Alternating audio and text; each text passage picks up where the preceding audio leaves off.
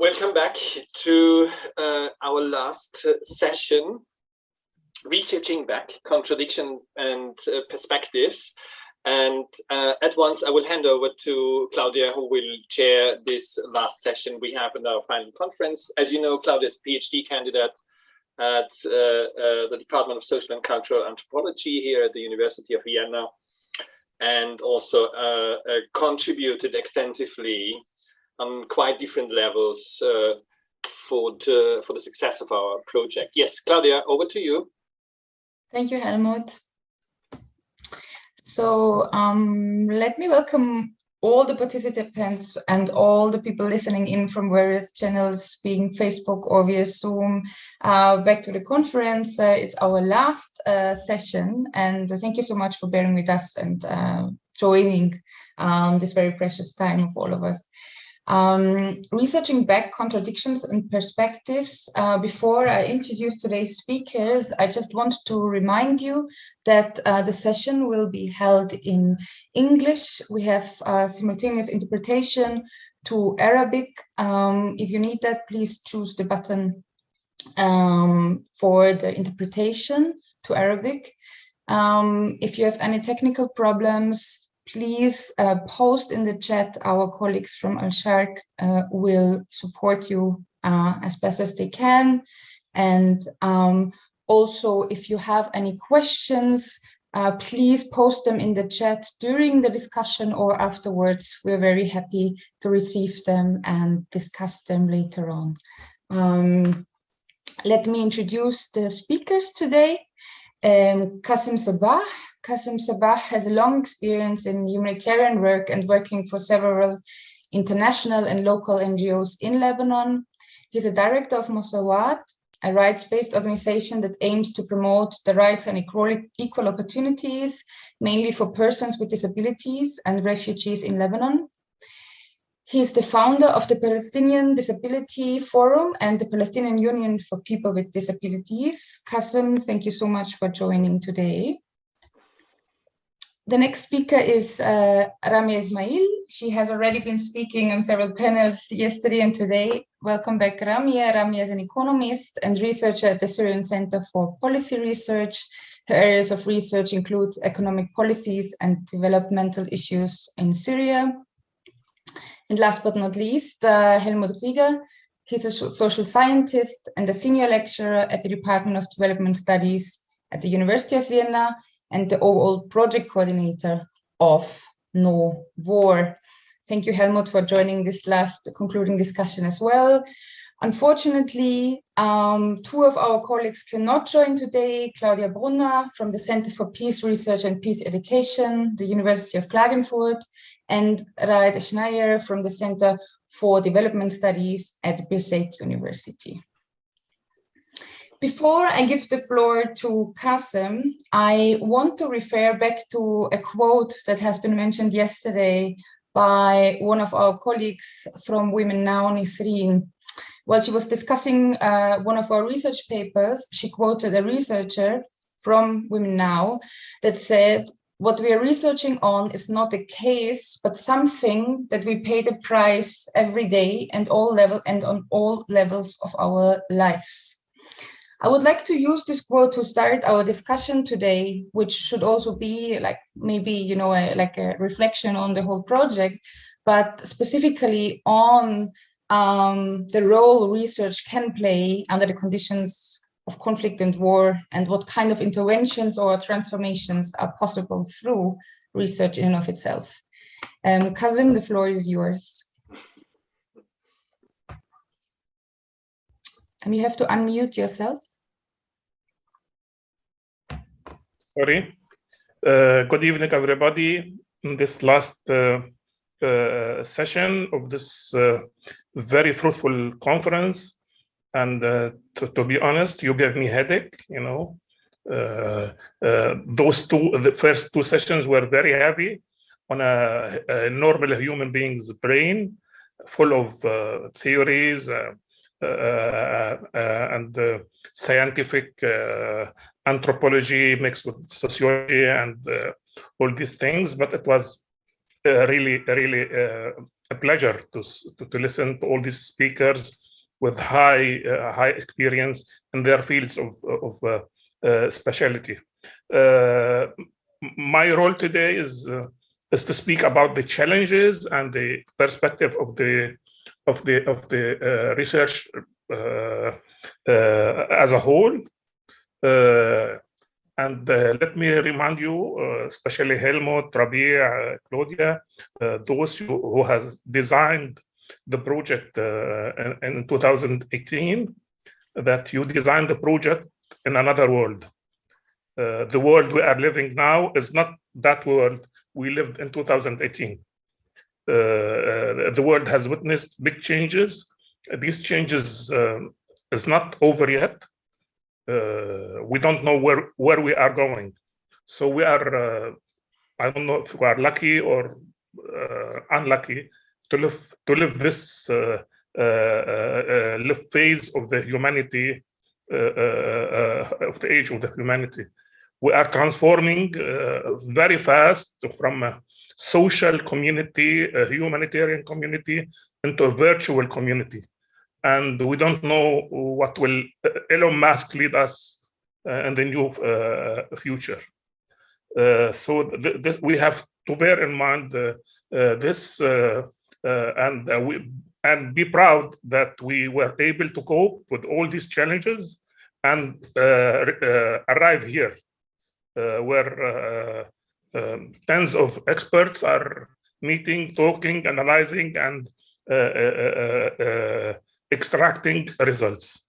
And to be honest, I hope that this research has extended for another 2 years, because I think I discovered that to understand the nature of the things we are dealing with now needs more time, because that has happened and the struggle in our area now is happening.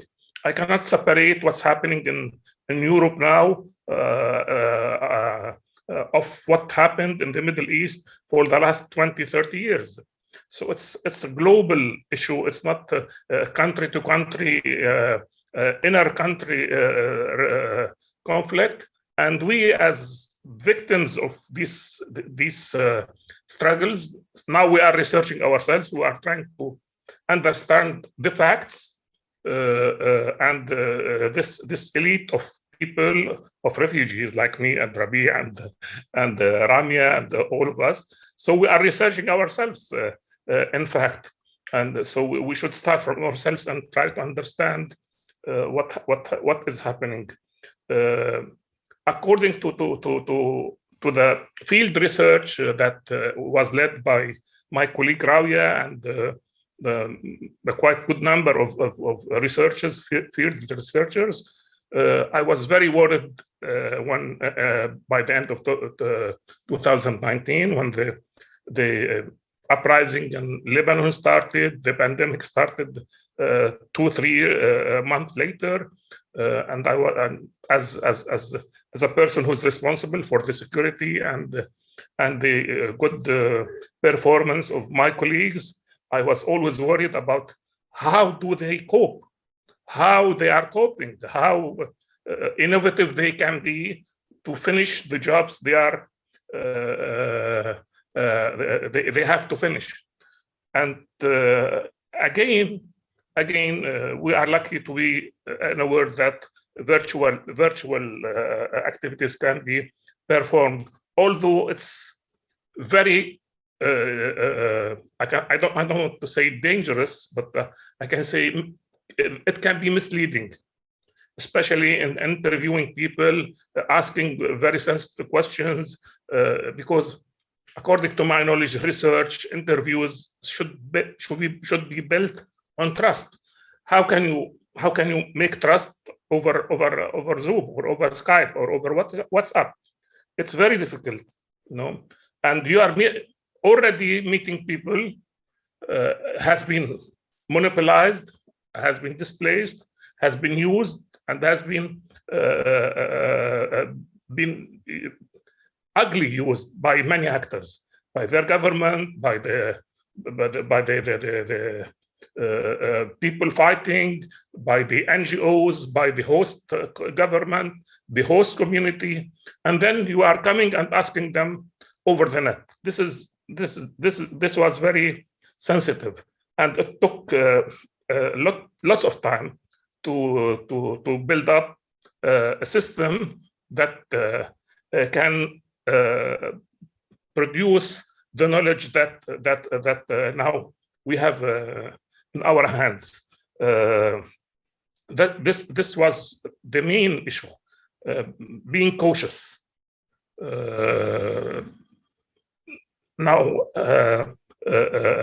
Lebanon is suffering from 4 or 5 major crises that can collapse any country, but we are still holding on, and we should all be proud that the teams we worked could produce the papers. And so I will come to it, the paper of the role of popular committees in the Palestinian struggle. One of the main issues that the field work has established and was successful to create is the informative groups. Those who were intermediating between the interviewees and the social workers who are conducting the interviews, and it was very essential that the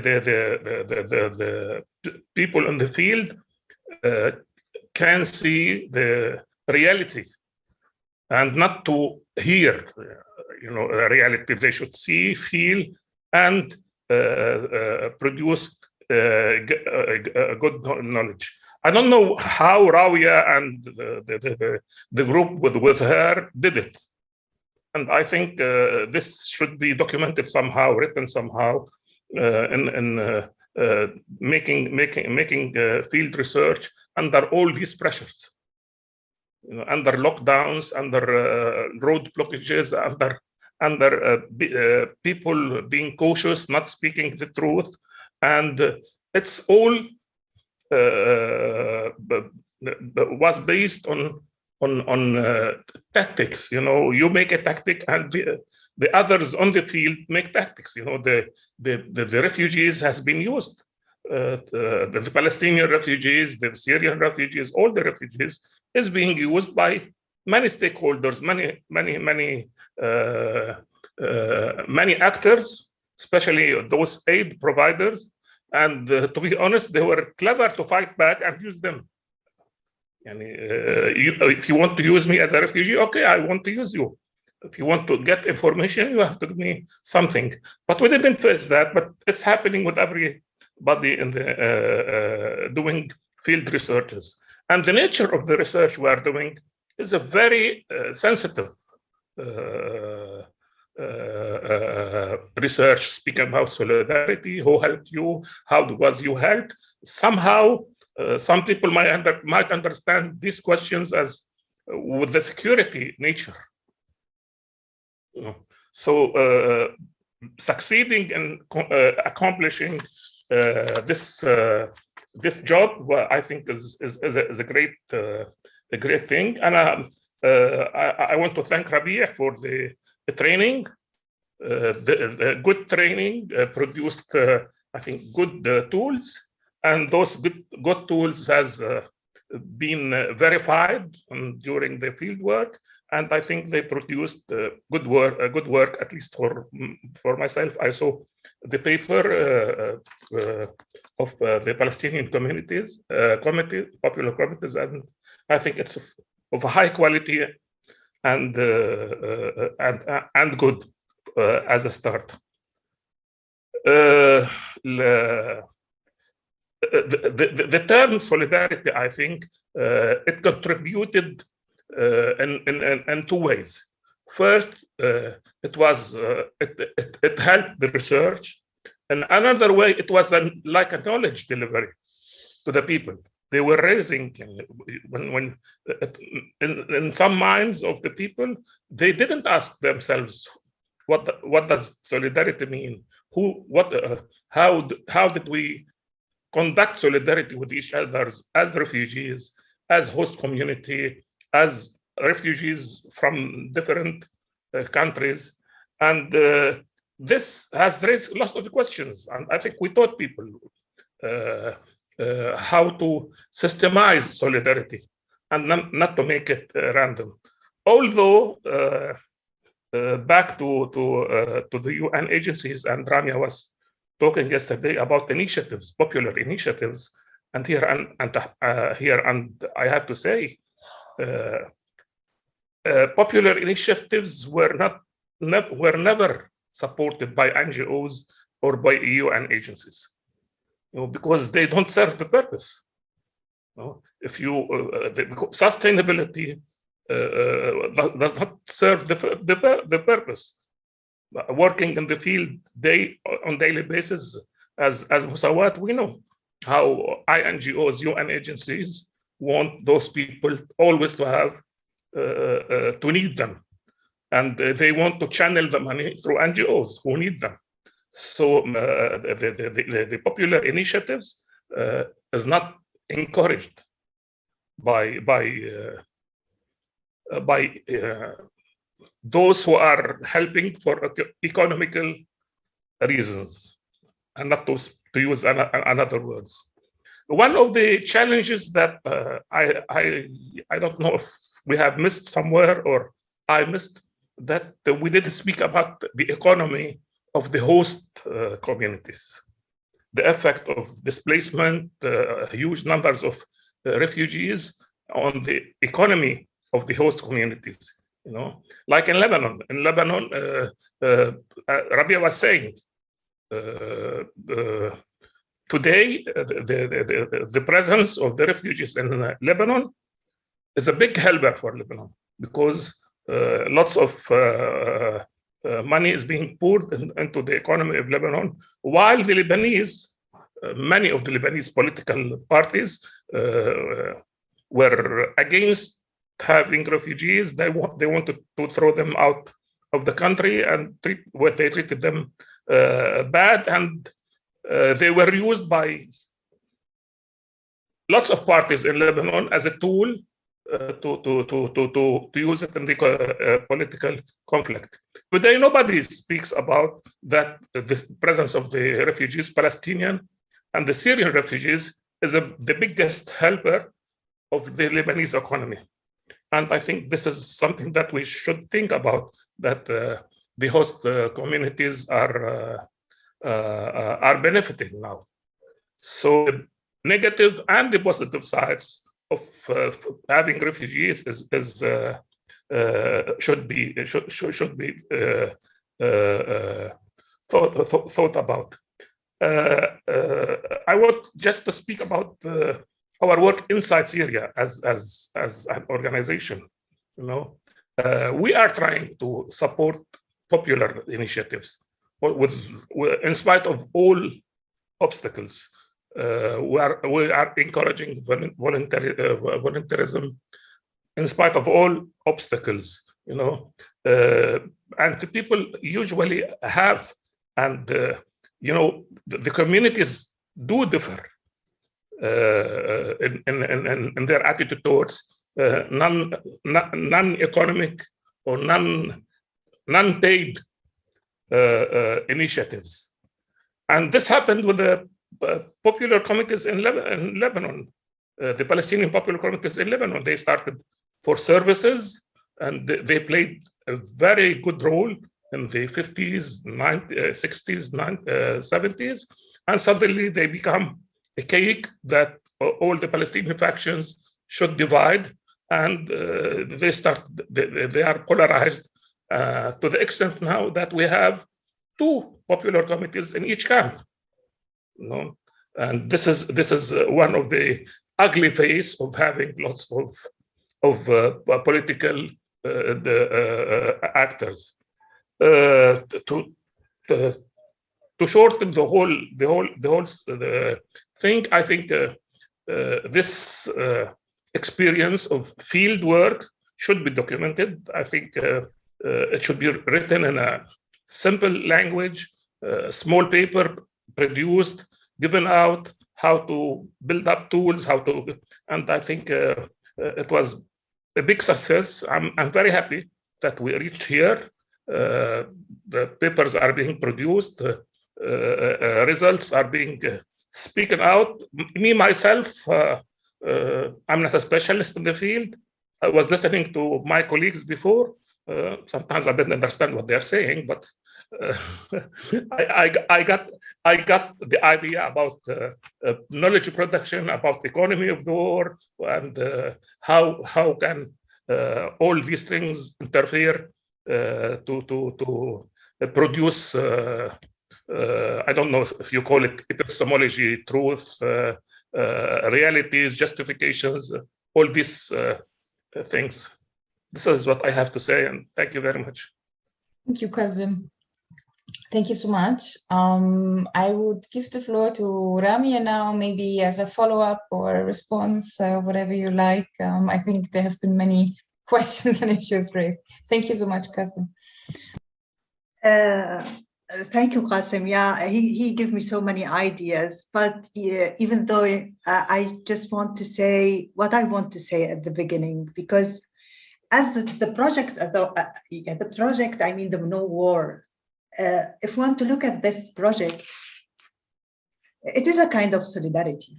It's a kind of solidarity between the North and the South, or the East and the West, between different academic centers distributed around the world, Vienna, Palestine, Lebanon, and researchers from everywhere, from Canada to America to Germany, Lebanon, and even in Damascus.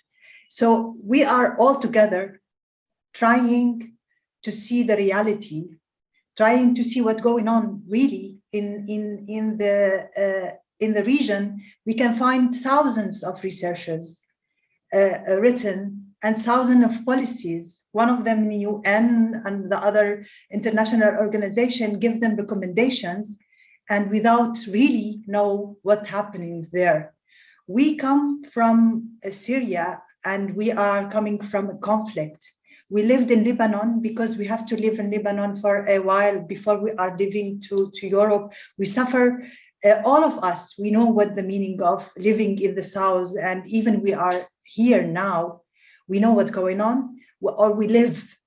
But as so many people, you know, like people who are in Syria now, or in Lebanon, or in Palestine, we know we need people to really research and tell and know the truth, what's going on in these societies. And that's what this kind of project and the other projects that like SCPR or similar to SCPR trying to conduct and trying to discover. So this is, I think, the most important thing with this kind of project, that we are not just sitting on the desk and writing research. We are going to the ground, ask people what they think about this, and producing knowledge, not from only reading books, but from the life, from the people, how they suffer, from the people that what they really want, and how they see their solutions. And again, help them to express themselves and find the solution. I think that the difficult step after producing the knowledge, like tell them, okay, that's what we discover, that's what you tell us, this is the what you recommend us or the way that you want us to help you. But the most difficult thing to prove or to find the way that not let these information on the papers or on as a research, let the people see that there is a solution and we can go there and apply. And let them see that there is a results of these researches and there is a meaning for these researches. It's not just only papers or not only researchers or names on this discussions or the information that we collect from those people. We make this kind of research because we want to help the people. This is the first thing I want to say. Second thing, really, it is as I said, it's the solidarity itself, the solidarity that we studied. It's a kind of when I start to read about the solidarity, I have an image. I thought solidarity, maybe it is, you know, like it is the freedom, it is a social movement, it is the independency, but it is more than this. When I start to write the research with my colleague, I mean, when we work together and we win solid each other to make this research. And at the end, I see this is the solidarity.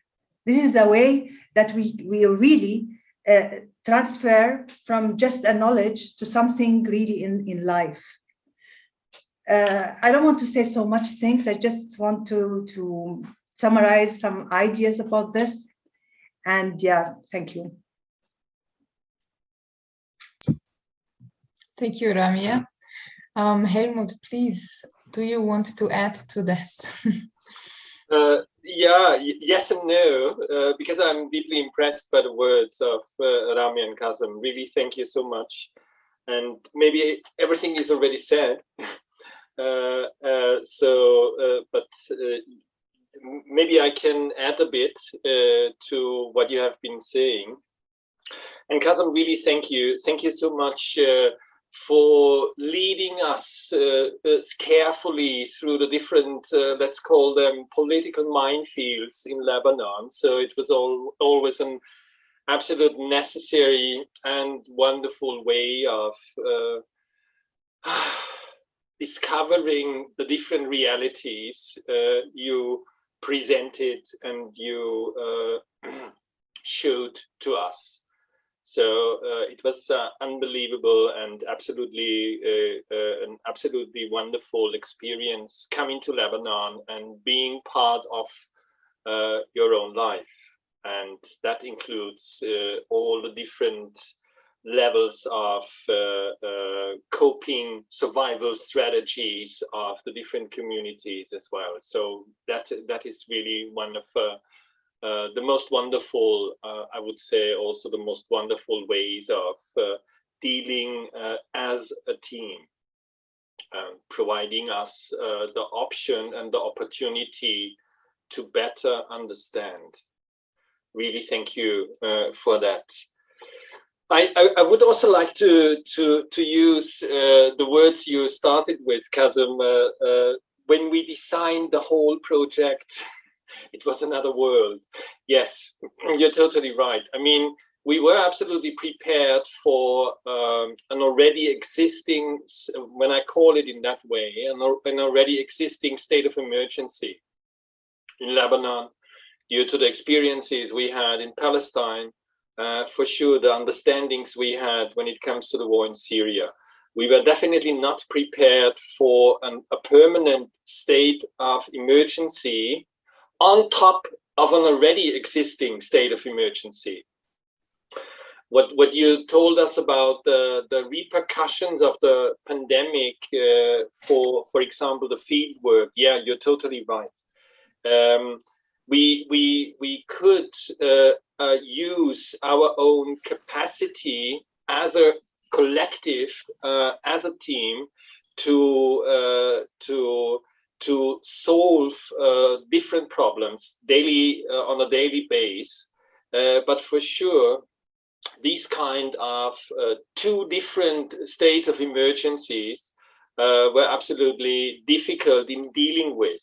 So I think it became absolutely clear for me as well, the limitations we had given the more than ambitious project we originally designed.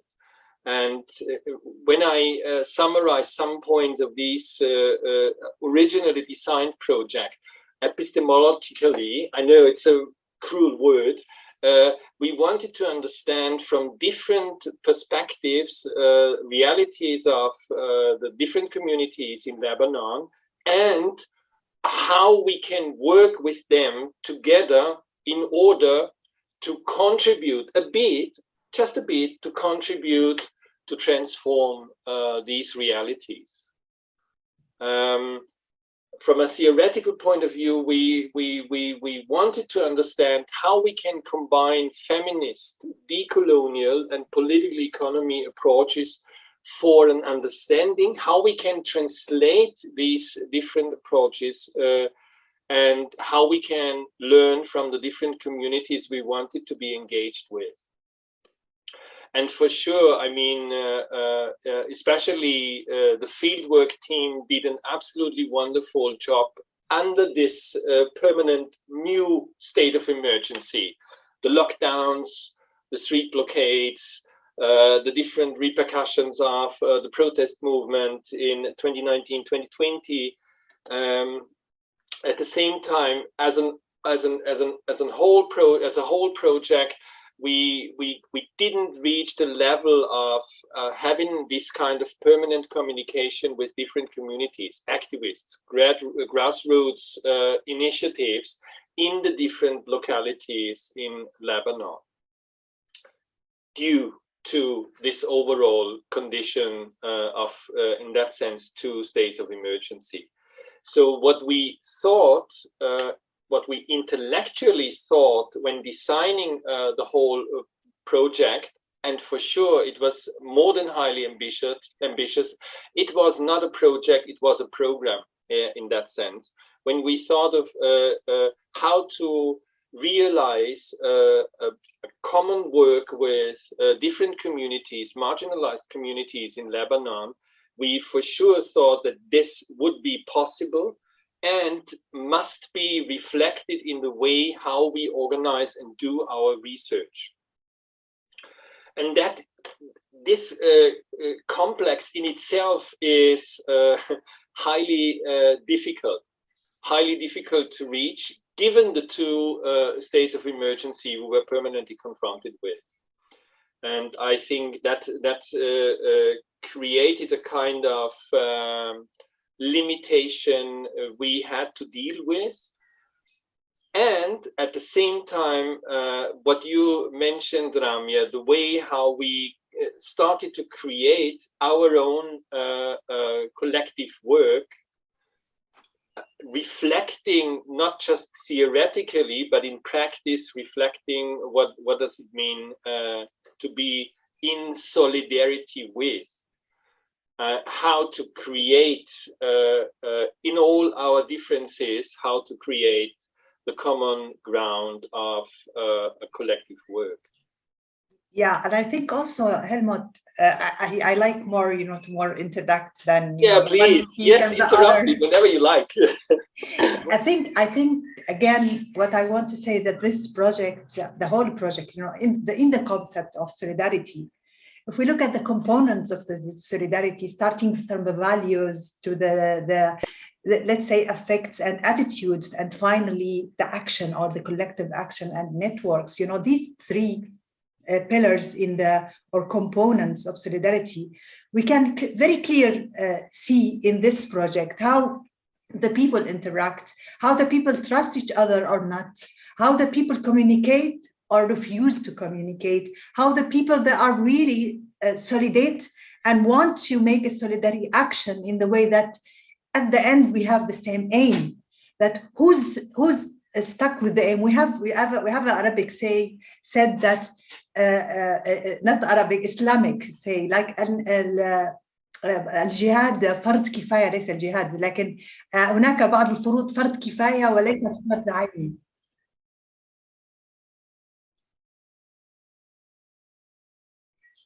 So it is enough for some people to participate for a public issue, and then even if all the community benefit from this, but at the end it should be some of the people who are working hard to get the target, and some of the people they don't want.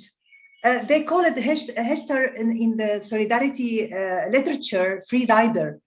There's many, but it's enough. Some of the people believe that there is a target and we want all to work for this target, And that's the reason when we speak, for example, about the movement, the social movement, it's enough some of the community participate to say that there is a participation in this area.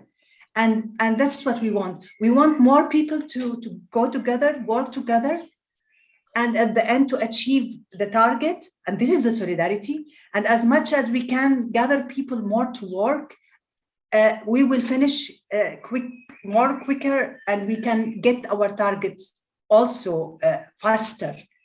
And this is the reason we can find some projects didn't get the target, because there is so many people refuse or don't want to participate, or they want their interest. I want my interest, and some of the utilitarian interests shown in the research, that people, I want to show up, or I want to money. I want to have a money, or I do that because of political reason. I want that because of the position I get, so and so on. So what I want to say that this project, you can see this in details. You can find that how the people they are work to have to reach the target, and how some people they don't want, and to enjoy. And at the end, it's really great. And again, I want to say it's a participatory, not only the participatory, but it's a project, hold people from the north and the south, from different opinion, different schools, and they all working together to achieve this target, the target to have this research. And maybe so after that, and that's your next second question, what we want to do after that. We want to tell the people it's not about solidarity research. It's not about producing knowledge. It's about how to benefit from this knowledge. Yeah, that's it. Please, Qasim. I'm happy now because we are discussing. That's great. Yes, yeah. What I want to say now is, again, that we should start thinking about north and south, actually, because what has happened in Ukraine and still happening, and what has happened in which is considered the north, and the way that Europe and America is dealing with it, and Russia and the south, the way that things are happening in the south. This is a thing that we should put again on the table. I always thought that it has disappeared. All the action is in the south, and the north is happy. Now it's a different way, and to be honest, we feel now the difference. We are southern people, and you are the northern. West or east? Because when I write this, I start to think like we are the south, and who's the north? And who's east and who's west? Usually we are the who east. We are according to the earth, ball. We have to climb up. We are down. We are. I didn't mean Claudia and Helmut. I'm just meaning speaking in general. One of the issues about building trust. I have to say this about. Using technology. I want to mention one incident. Once I had the clash with Rabia, during this research, because we were using telephones, and we were using a third person to communicate, and we had a clash. And then when we met, as if the clash was not there on the telephone. So this is one of the bad issues that the technology might have a very bad effects. Because if we didn't meet the same day or the second day, and I paid for the coffee, so the clash would have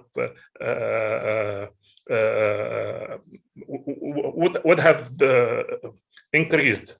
So thank you, Rabia, for being understanding, and thank me for being understanding.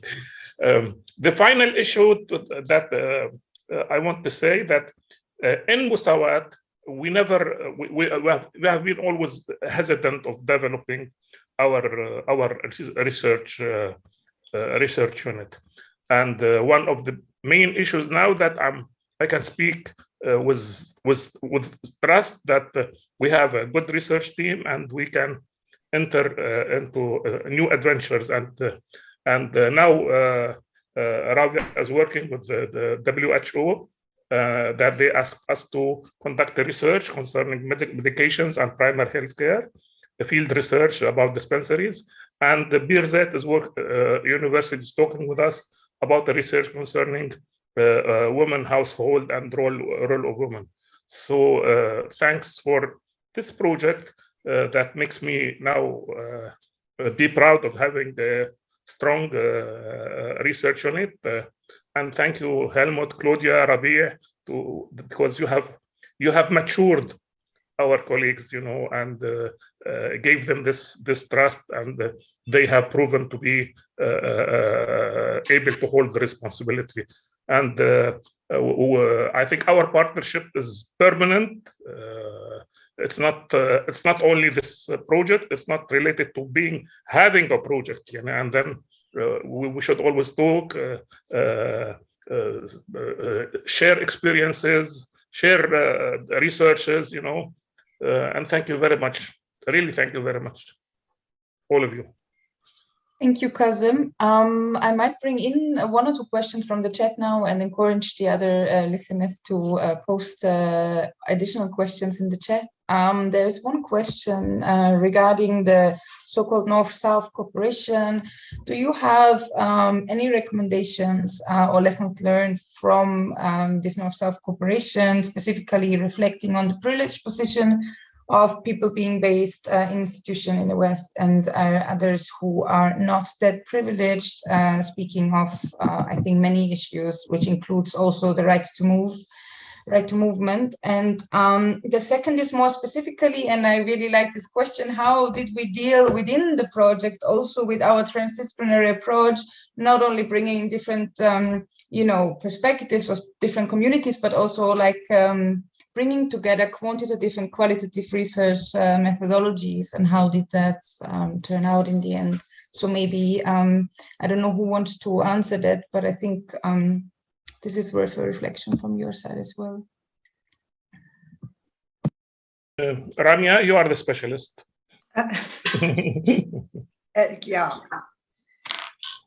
Yeah, I didn't hear again very carefully, but let me say we have a long experience. I will answer the second question. I think the first one, because I think it's about the south and north. I thought that the question for Qasim, because this is the reason. So I will answer the second question. The war in Syria. You know that during the 80s, there is 4 years, there is a civil war in Syria. If you want to find any information about Syria in that time, you can find it. I went, for example, to make a research about inflation and something about researching. So I'm trying to find a series because I want to make a regression. There's no way, because you can't find information in that time. So what the SCPR really a great contribution can make in this time of war, creating a mixing qualitative and quantitative field research in time of war, and not in Lebanon, for example. It was so difficult, this research. About 100 questionnaire, 88 questionnaires, and all these difficulties. But in Syria, the situation was even more difficult because there is real war there. People, we make it in 2014, in all areas in Syria, we make this a very important field research, quantitative and qualitative at the same time. And we make we have great information for the people in that time. And after that, until now, we have the researchers working in the field, in the qualitative and quantitative methods. And we're trying to improve a methodology, a new methodology, to make this kind of researches in the time of war. And I think this is a very original contribution from SCPR. And I hope we will continue to work with our partner to develop this approach and to document this approach, because I said it is, as I said, it is a really original one. The question about the South and the North, if you repeat it, maybe I can answer, but I thought it is, yeah, can you repeat it, please? Yes, I can repeat it. I mean, I'm sure SCPR also can talk a long time about it. It was about the cooperation between Northern institutions, partners, and Southern, so to say, partners. We could also bring in the question of, you know, a more like broader view of how can be this North-South questions anyway put together. But I think maybe just a short statement on that. Yeah, I can say something like about that. I mean, at the end, yeah, we have partners from all the world, and the main issue is the target. We're concentrating not about funding, not about like who's those people are. Okay, ethics. We should have the same targets and the same ethics and morals. So at the end, we can be different in the methods, we can be different in the ideas, but at the end, we have the same targets, we have the same morals. And so this is the reason we find easy to have a partners from all the world. We can find it from America, from Canada, we can find South and the North or the East. This is the reason we can find our partners. And I think it is not difficult because it's not about funding, it's not about I don't know, show up. It's not about, it's mainly about the values and the aims. I can say something here. It's the question is, how did the KnowWar project address the privileged position of partners based in Europe versus marginalized position of partners based in the global South? You know, all the refugees or most of the refugees in the South are living on aid that is coming from the privileged North. My organization, all the organizations I know, once I told Helmut, and I don't know if he still agrees, that this is a new kind of imperialism. You know, it's not a military. Don't send the armies, but let them depend on us, and then we can do whatever we want to do. And one example is what's happening in Lebanon now. We have elections after 2 days, and many of the people who were in the streets, you know, the elite, so-called elite people who brought all the people to the streets, you know, and they was thinking about fighting corruption. Suddenly, all of them are candidates, and they want to climb to the parliament, and all their agenda is different than what they said. They don't want to fight corruption and fix the system. They have other agendas. You know, they want just to move the emotions of the Sunni against Shia and the Shia against Sunni. It's a survival issue. So this, and I cannot deny that the work of the North, you know, in supporting such movements, you know, and when now I didn't believe in the beginning that these people, tens of thousands of people coming to the streets, those are normal people, you know.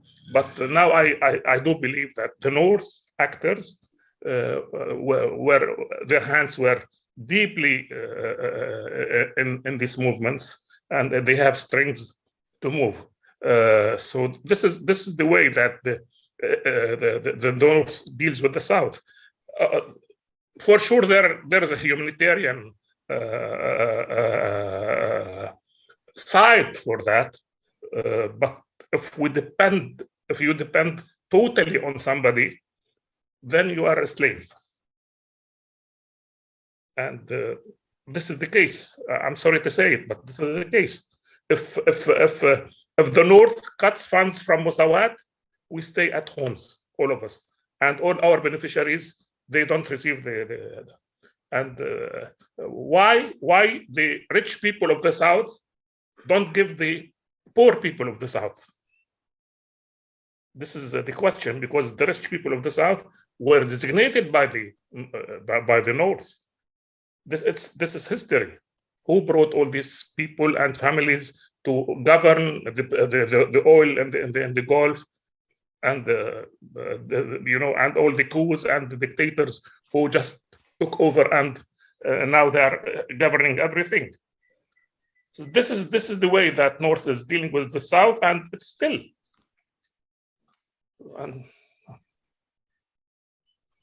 And somebody said yes. وهنا يأتي دور الاقتصاد التضامني. Yes. Exactly. I agree, Rabia. I agree.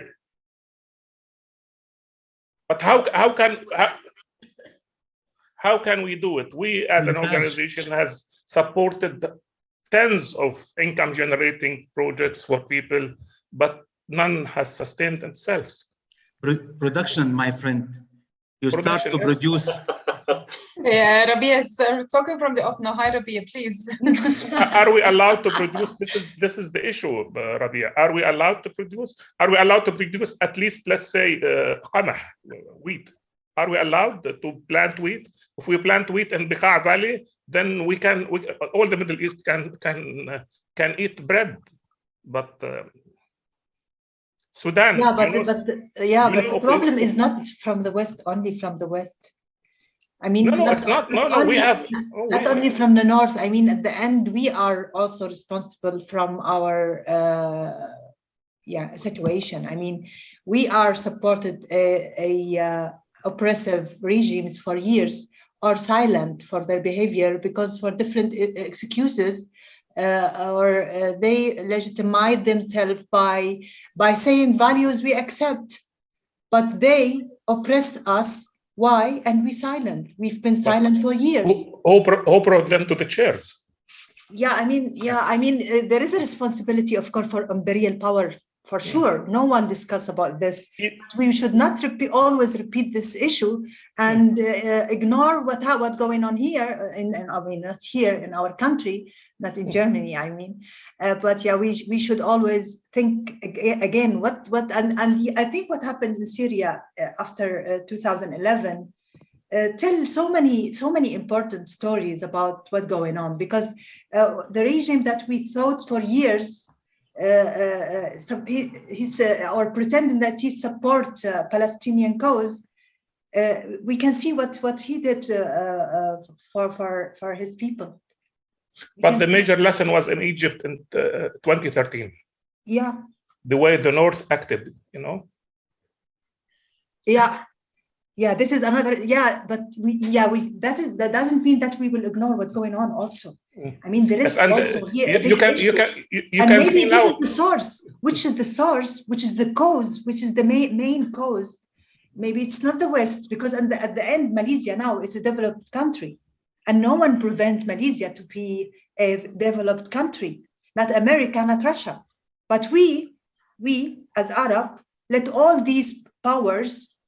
At the end, distract us.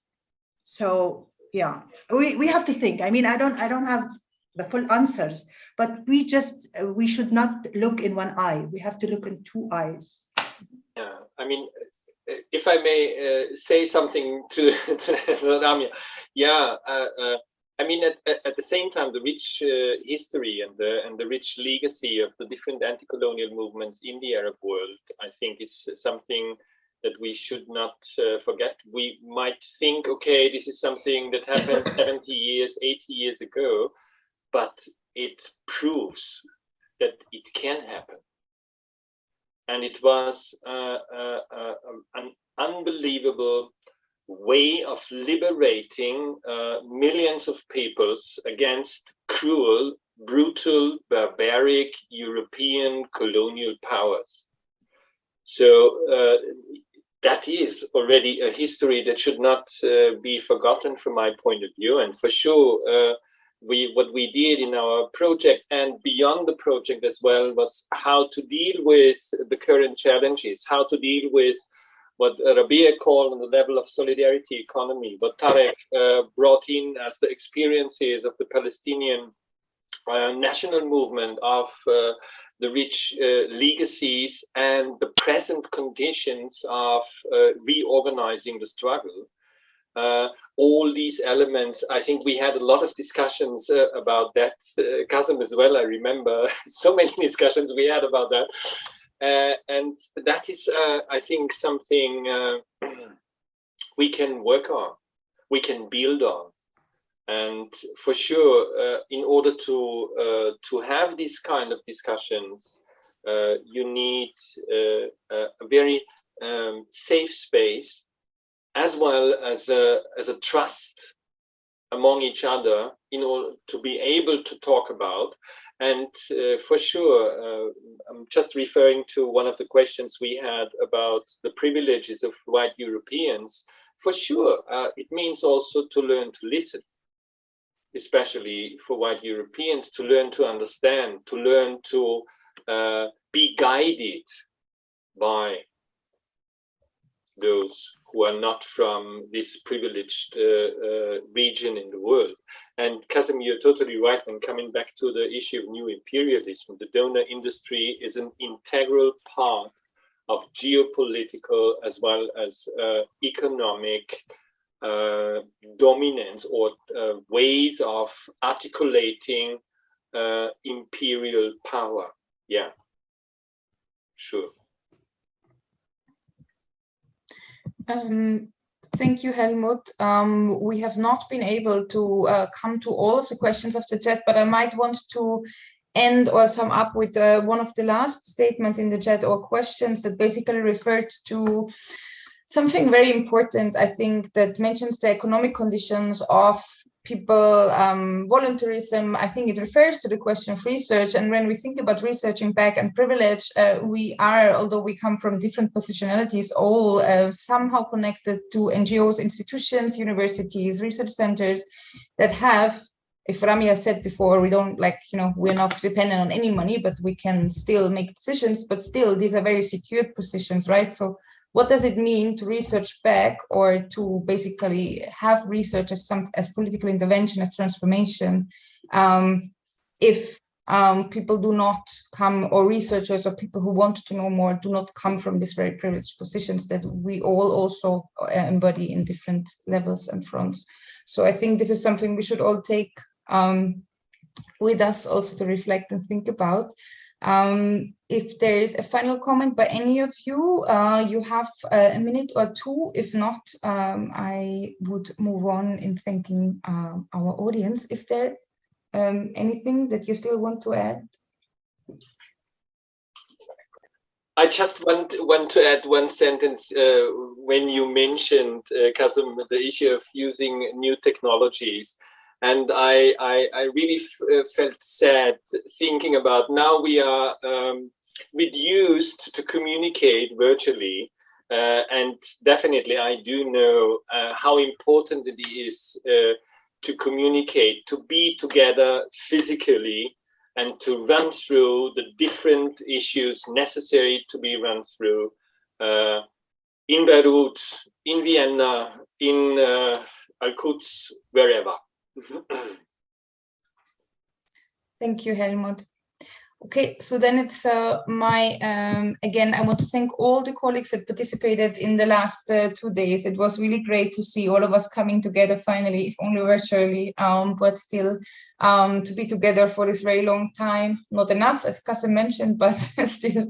Yeah, thank you so much. Thank you so much for the audience that listened in, that raised questions. It's still 2.5 years into the pandemic. It's hard to participate in online discussions, lectures, but thank you so much for bearing with us on Facebook and on Zoom. I want to say a special thanks to our interpreters, Rana and Lisa, for doing this very great job. It's really fascinating. Thank you so much. And last but not least, I also want to thank the team of Al-Sharq for providing us with the technical support and basically facilitating this wonderful conference. Yes, I hope we see us soon on different occasions. And thank you so much again for joining. Thank you. Thank you. Thank you. So Thank you great. so much. Thank you.